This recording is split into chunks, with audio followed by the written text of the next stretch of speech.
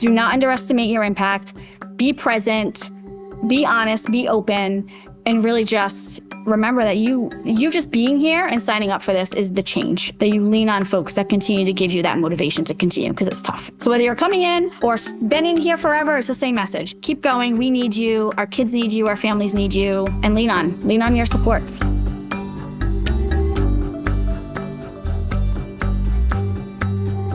All right. Hello, everyone, and welcome back to the Partnership Connections podcast. This podcast is centered around child welfare training and educational topics, all with the goal of helping to support those already working in or with an interest in working in child welfare. My name is Stan Brazier, and I'm the project director for the learning partnership between the Rhode Island Department of Children, Youth, and Families, or DCYF, and Rhode Island College. Our desire with this podcast is to bring information from experts on a variety of topics, all at no cost to hardworking professionals and others. Joining me again as co-host is Holly Pacheco from DCYF. Holly, good to see you again. Good to see you as well, Stan. Thank you.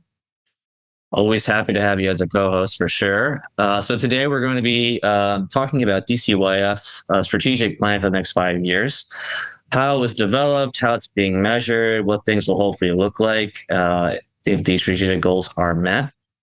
So we are privileged to have our first official DCYF representative joining us as a guest today. And before we begin, I'd like to note that the opinions expressed by the guests and hosts are their own, do not necessarily reflect those of the college or DCYF.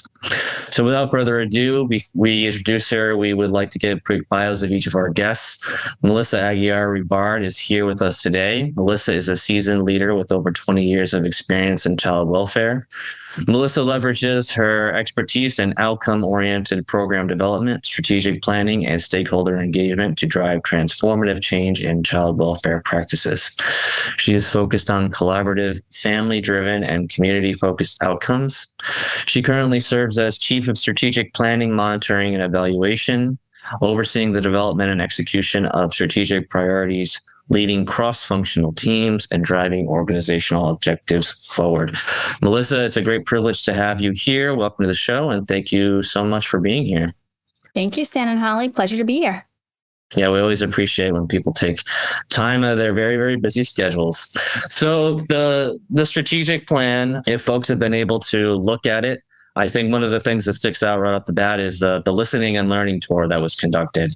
So obviously, it seems like it was pretty critical to the development of the strategic plan. Can you tell us more about it, like where it came from, who was involved, what sorts of questions were asked, and if the process gets repeated again in the future, how it might look the same or different? Sure. So listening and learning was a strategic effort that we started way back in August of 2023. So important to note here that Director Deckert, the director of DCYF, was appointed by our governor back in May of 23. And for her, one of the priorities, because she was coming from a different state and a different DCF system, it was important for her to learn about the culture here in Rhode Island. How does DCYF operate? What are the strategic priorities of our work? And most importantly, what do the staff need her to know about how we operate here in Rhode Island? What do the families need her to know? And what are the youth and providers? And so listening and learning was an opportunity for her to engage with all of those folks. So people not only at DCYF, but also external partners, as well as individual families and groups of children and families together. So a really great opportunity for her to gather information so she could understand really what it was that she was leading here at DCYF in terms of a vision.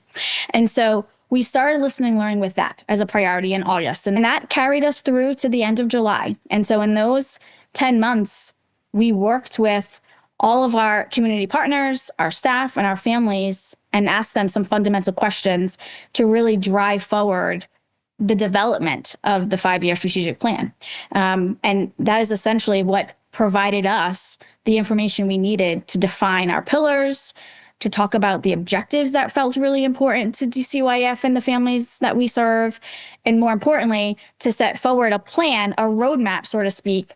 The hope is that listening and learning continues to evolve, and that while the listening and learning formal sessions, we had over 78 sessions. We met with over 600 folks. While those formal sessions have stopped, the idea behind listening and learning is that it is evolving and continues. We still have an email address that we encourage folks to utilize if concerns or areas pop up that they would like to talk to the director about. And so the formal process of listening and learning, we would love to be able to look at in another couple of years to say, hey, we've been doing the plan now for 2 years or so. How are things going? But informally, we are constantly encouraging folks to reach out to us so we can learn from their experiences to get better. I think there's a couple of things that I wanted to sort of like take out there and kind of ask a couple different follow-ups. One is, did the pros outweigh the cons for you, and as a larger agency, to have a Decker come in with like you said, like an outsider's perspective? Because I think that a lot of times people come in and maybe they're a little bit jaded already with the current system and the way of doing things. So was that a big benefit for you all? And then another thing too was you mentioned too, like some of the talking with families. So can you maybe talk a little bit about like just the importance of the lived experience perspective? Yeah, absolutely. So in terms of perspective, it's always important that when we are doing any sort of planning or engagement, that we're listening to various perspectives and understanding from folks who have different experiences, right? I think it helps us grow as individuals and as professionals. And so absolutely, it was a benefit to have the director come in with a perspective from a different state, a different way of doing things, maybe, so to speak, ways that she could improve certain systems that were here at DCYF, or simply say, no, actually, DCYF, you're rocking it, right? And there are things that we wouldn't want to change. And we really were able to take both of those opportunities and put them into a plan that took a holistic look at the opinions and perspectives of all, which leads into the second follow-up question around engagement. One of the most amazing parts of this experience, it was really impactful to meet with our staff and learn from them what they needed to feel supported as a workforce. But also the parallel of what our staff told us to what our families told us when we met with our families and our children and we heard from them their experiences of DCYF, how they interact with not only leadership, but their caseworkers, their teams, their community providers, was incredibly impactful because it really provided us an opportunity to bring in those perspectives and say, okay, there's a real parallel process here, that the way some of our staff feel actually is how some of our families and children feel. And how do we bridge those gaps and look at it more holistically to plan for a more successful experience for everybody involved? Yeah, and I can imagine that sometimes maybe there's some thick skin that's required sometimes with some of the answers that you might have received. You don't have to speak to that too much, maybe, but like maybe were some things that, was there anything that came as like a big surprise, or was it a lot of things that you kind of already had a sense of, but it was just really important to hear directly from families and staff about maybe what was not working well and also what was working? I think for us, not necessarily a surprise, but a welcomed opportunity to really be vulnerable with our families and staff, right? And so I think, we often interact with folks and there's sometimes a concern of sharing how you really feel about certain topics and areas. And this was an opportunity for us to say to not only our staff, but our families, look, as you just said, Stan, we have some pretty tough skin. We're going to hear you and we want to support you. Whatever that voice is, whatever that experience is, it may feel a little frustrating to hear, but that's okay. That's what this is for. And so what was surprising, I guess you could say, is really the level of vulnerability that folks were able to share with us. And that was such a wonderful opportunity for us to connect with not only our families, but our teammates and learn from them. So I would say, yes, there were some emotional times, particularly when we met with our young adults.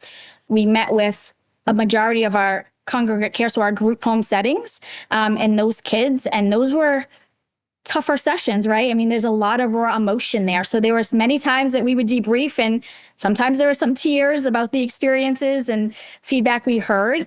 But ultimately, I think it made it us stronger and able to go back to our teams and say, hey, this is so important. And this is why, because these are human lives and these are really emotional experiences.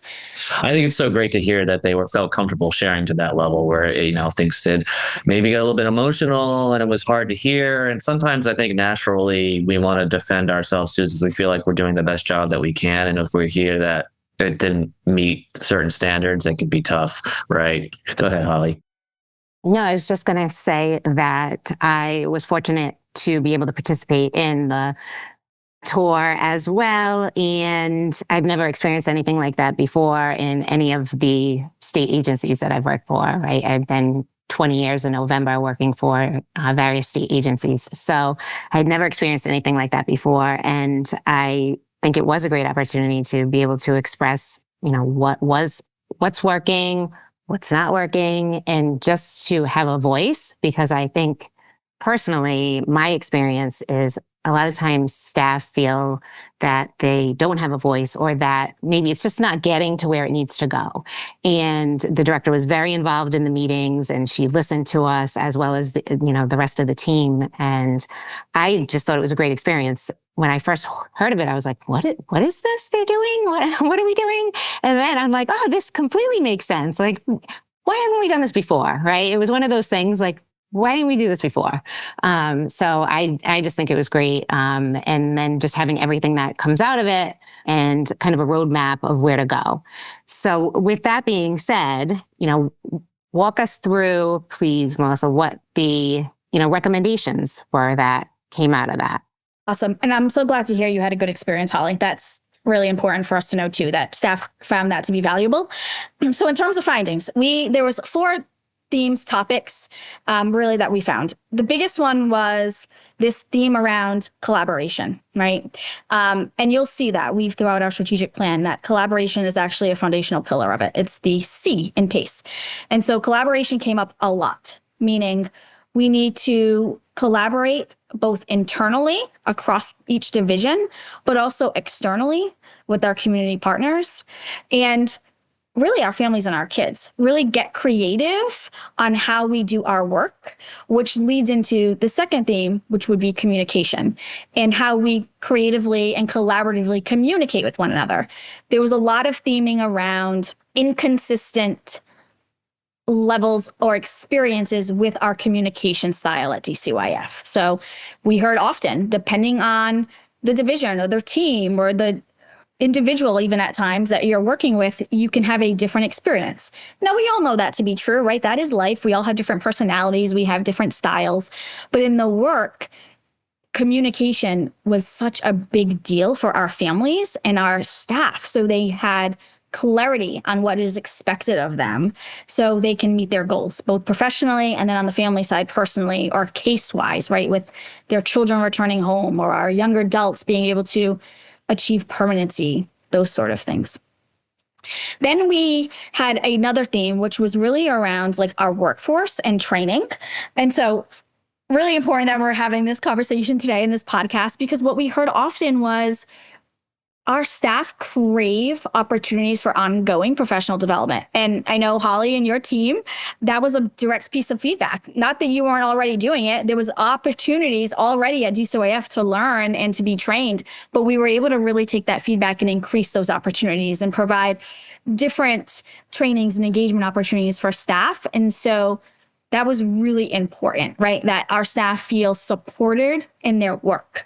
And then the last piece of it was inclusion. So really including the family voice and youth voice in our perspective and everything that we do. But more importantly, even things like ensuring that we are putting documentation in the language, the native language of our families, or ensuring that our documentation reflects just a diverse opportunity for reading, right? So we know that folks read at different age levels. And so being able to really ensure that documentation, policies and procedures, anything we're putting out publicly and sharing with families was accessible with language, but both with perspective. All right, thank you. Did you find any barriers to each of these that came along, and maybe what can staff do to help, reach those goals? In terms of Barriers, I think it's not so much barriers. It's more going back to what I shared earlier around like this concept of vulnerability, right? I think it's really hard sometimes for us to hear constructive feedback, right? And so when we talk about our strategic plan and we talk about these themes, the biggest message that I want to share with our staff and our families is that it's really around us being able to remember that we're all here for the same goals. And that goal is to provide the best experience to our families and our children that we serve, right? And so when you hold that pillar of prioritizing those children and families so they have really positive outcomes, it creates an opportunity for us to really be able to listen to the feedback and absorb that constructive criticism so we can move forward in a positive way. So we're so protective of our work because we believe so deeply in it that sometimes creates a defense, right? And what I really want us to be able to do with this strategic plan is lower those defense mechanisms so we can make forward progress. This is about the kids and families we serve. And how does our work as a state agency reflect that? Right. And there's always room for improvement, right? Yes. Yes, we can get defensive. I get that. People work really hard. And, sometimes that's the initial thing. People get defensive with things. But in reality, there's always room for improvement. And like you said, just the bigger picture, I think, is sometimes where we just need to be directed. So Holly asked about what staff, like what you all sort of envision maybe the staff's responsibilities could be. What does the first two letters of the P.A.C.E. acronym are prevention and accountability. So what does the leadership of DCYF feel is their role in those two pieces in terms of preventing families from becoming involved in the child welfare system in the first place? How does that fit into some of these strategic priorities and what you've heard from families and staff? So for us, and when we talk about the pillars, so it's prevention, as you stated, accountability, that's the second, collaboration and engagement. So the first two, prevention and accountability specifically, it's really important for us as leaders to express that we can't do this, right? When I say we, DCYF can't do this on their own, right? It's really important that we are collaborating with our community partners. So we are providing education and resources to the larger community on what the responsibilities of DCYF are as it relates to not only prevention, but care and protection. And so really educating the public on things like our service and response unit, right? DCYF has a whole division dedicated to resource allocation. So hearing from families, what are their challenges, what are their struggles, and being able to align them with the resource that could support them versus them having to be in a crisis situation that brings them into state care. And so for us, it's really about, again, in supporting those resources on the front end and educating folks so they know that DCYF isn't just about the removal of children and putting them into state care. It's much more about how do we prevent that from happening in the first place? And what do we have as resources here at DCYF? But more importantly, what do you, community, have to offer the families that so desperately need those resources and supports? This leadership is really, really committed to communication around, one, what DCYF is able to do, but two, what our community can be doing and how we can support and provide resources on that side of the work as well. And that trickles into the A, right? Like the accountability, that's the portion of holding ourselves accountable to what we're able to do, and then having really good, strong partnerships with the community and those resources available to families in the community so we can be educating on both sides. Do you see that as a significant paradigm shift for both internally and externally for folks that, stakeholders, but also internal staff to kind of think a little bit more outside the box and a little bit more macro, I guess, if you will, and a little bit more preventative and a little bit more systemic? Is that like a pretty significant paradigm shift for you all? I would say it's not necessarily a paradigm shift currently. it was when we implemented our safe practice model. That was the paradigm shift, right? It was really looking at a family holistically instead of at just that moment that brought them to the department. Now it's about who's in their life? How are they supported? How can we engage those folks to really be a part of the shift that's needed for the family to feel success, right? So they're not in perpetual crisis. Who can they lean on for support? So safe practice model was that shift. We've been doing a lot of work over the past 7 or 8 years with staff and community providers to engage folks on what that means and what that looks like. So at that time, yes, I think that was different, right? Because folks were very used to coming to DCYF. It was more incident based. Right now, the public perceives DCYF more often than not in a negative light, right? How are we identifying resources for families to feel successful? That is the priority. And you see that throughout our strategic plan. It's about reducing entry of kids coming into care. Kids that have to come into care, having them be in a family-based placement that meets their needs to reunify them as soon as possible, safely, right? So it's really around educating folks that DCYF has plenty of opportunities ahead of them to really promote the prevention wing of this. And that's what we really want to do, support families, not break them apart, right? We want families to stay together. Right. Yeah, I think, and it's sort of, you kind of started answering it, I guess, a little bit, but one of my other questions was kind of piggybacks off of this, and that's some of the success indicators in the strategic plan mention things like reducing the annual number of removals of children, but also licensing new non-relative foster families, increasing the percentage of resource families retained and slots utilized.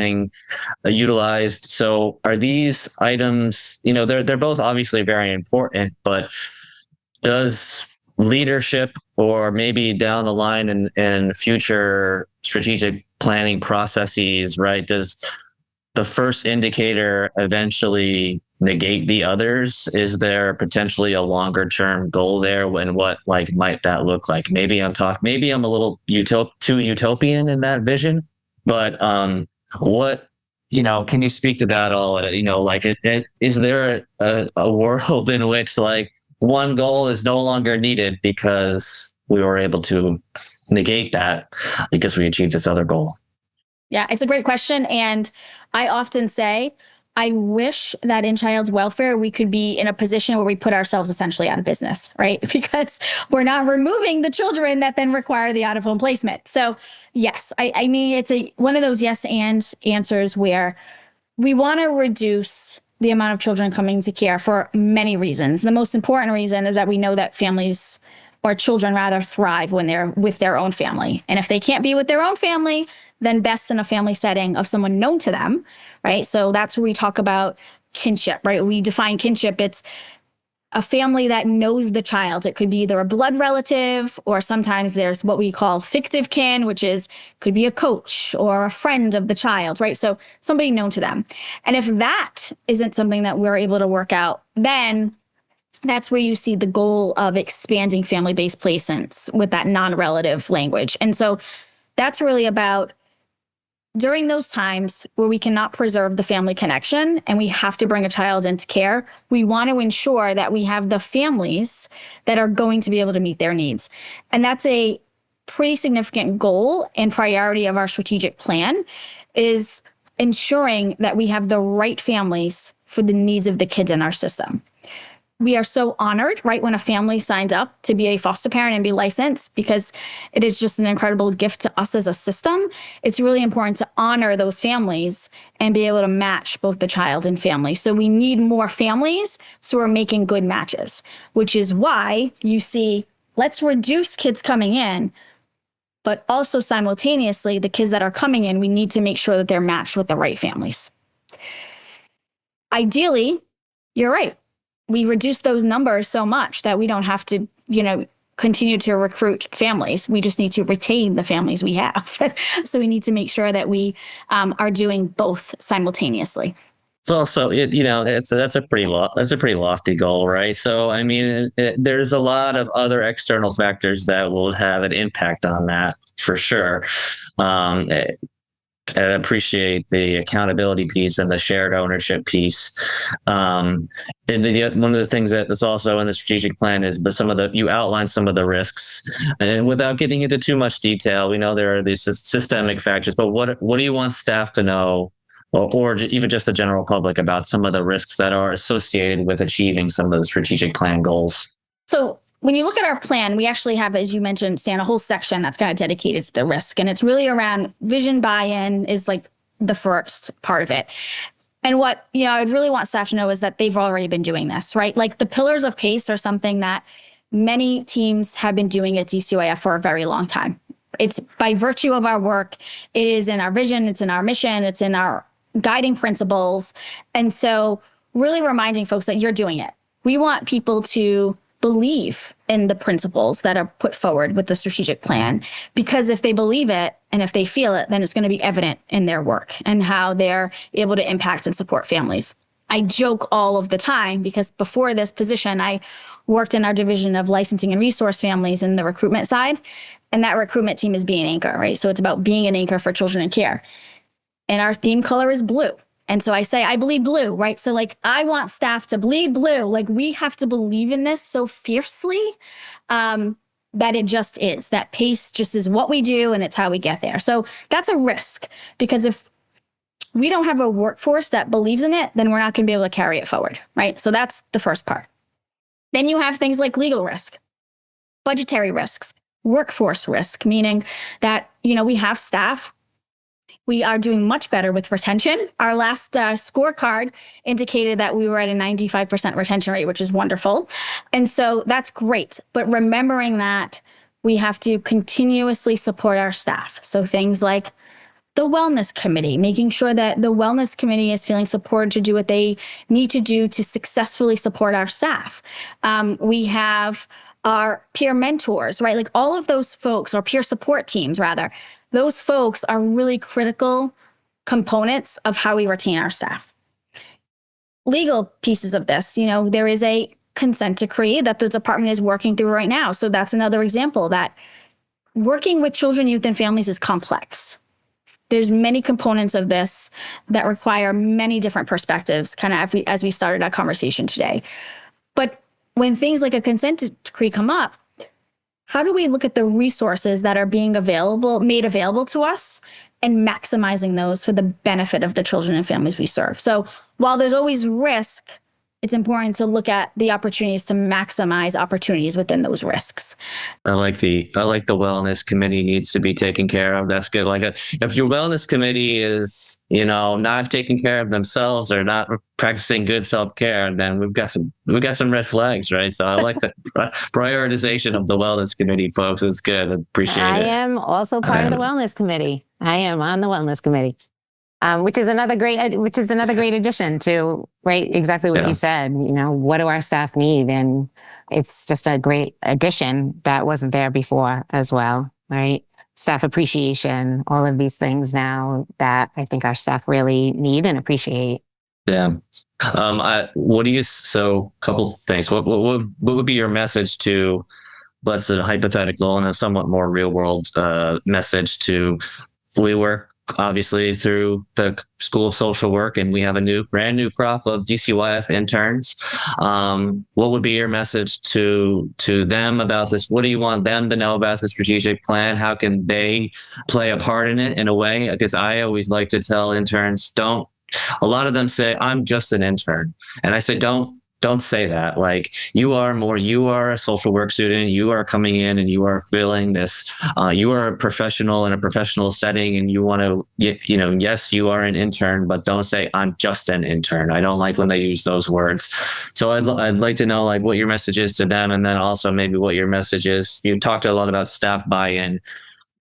And we know that this is a really hard work environment. And so we know that people can get knocked down and a little bit jaded maybe sometimes. So what would be your message to them to say, hang in there with us, and build help us build some of that resilience? So what would be your message to those staff I would say to keep the motivation up?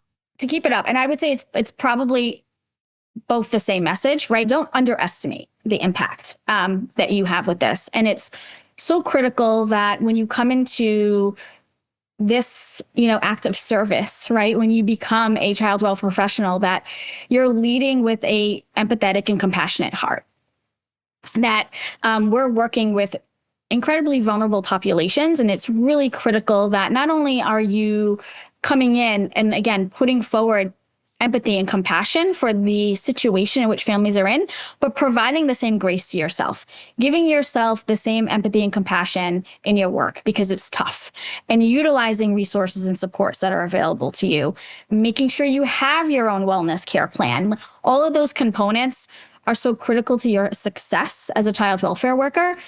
But also, again, I cannot underscore enough, do not underestimate your impact.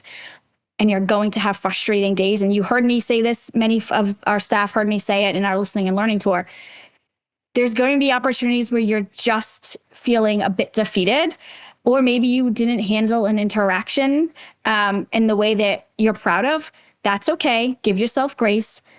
These things happen. And all you need to do is be accountable for our actions and say, hey, I handled that in a way that I'm not proud of. I want to do better. Move forward. So showing our families, modeling for our families what we would like them to do with ourselves. I don't know if you have heard of like the starfish theory. Anybody heard that story where there's like a little boy on the beach, and so he's throwing starfish into the ocean, and a gentleman comes up to him and says, what are you doing? Right? Like, why are you throwing the starfish in? He said, I'm trying to save, the starfish if I throw them back into the ocean. And he says, well, you're never going to be able to save all these starfish. And he says, well, I made a difference for that one, as he throws one in. And that's the message, is do not underestimate your impact.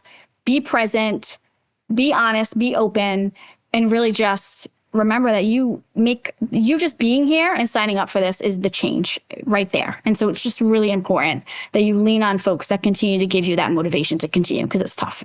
So whether you're coming in or been in here forever, it's the same message. Keep going. We need you. Our kids need you. Our families need you.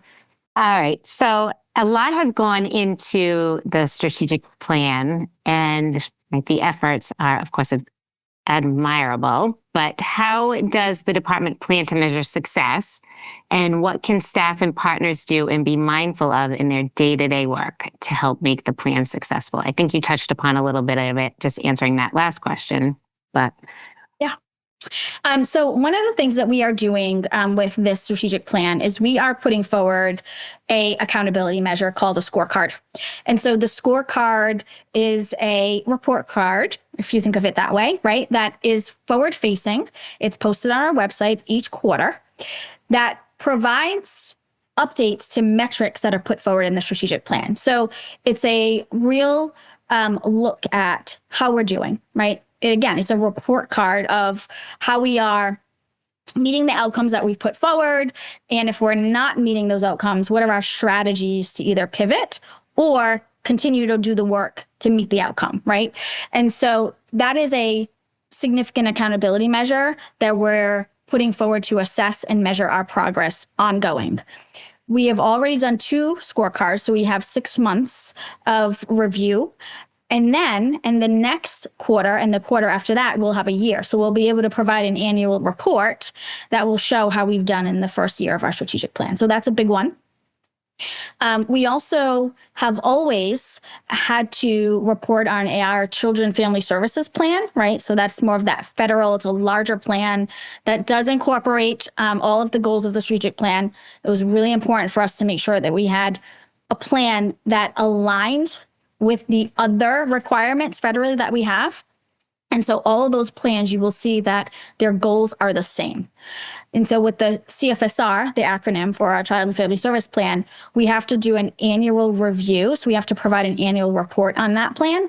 And so that's another accountability measure. So not only are we doing our strategic plan scorecard, we're also reporting annually on how we've done with our federal outcomes.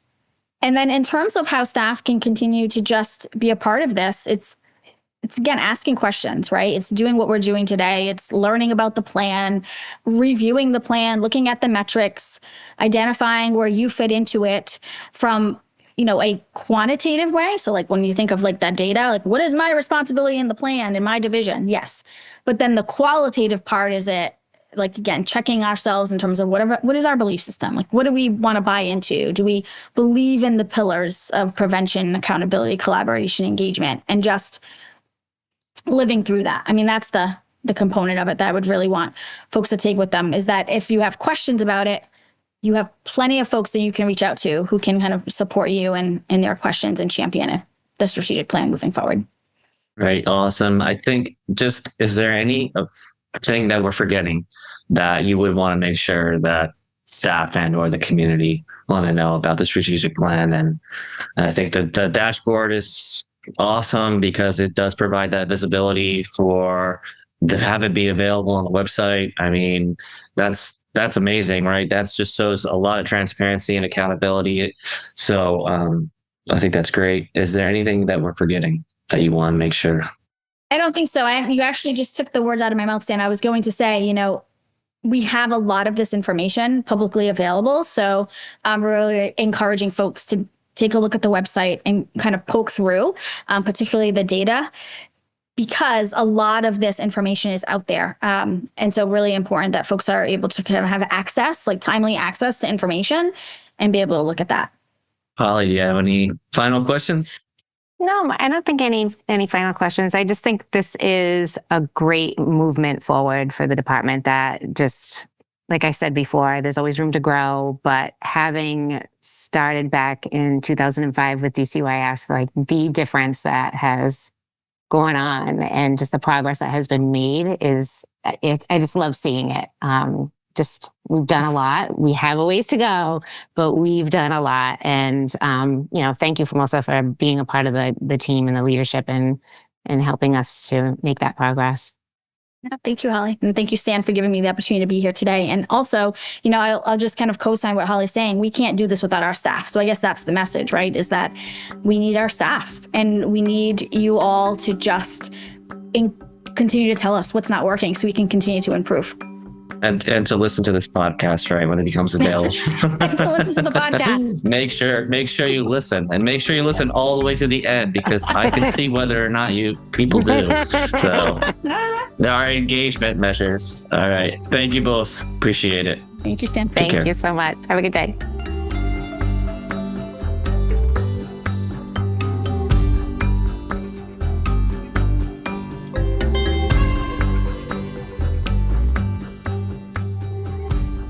To send a message to the listening tour email address, use dcyf.lltour, TOUR, @dcyf.ri.gov.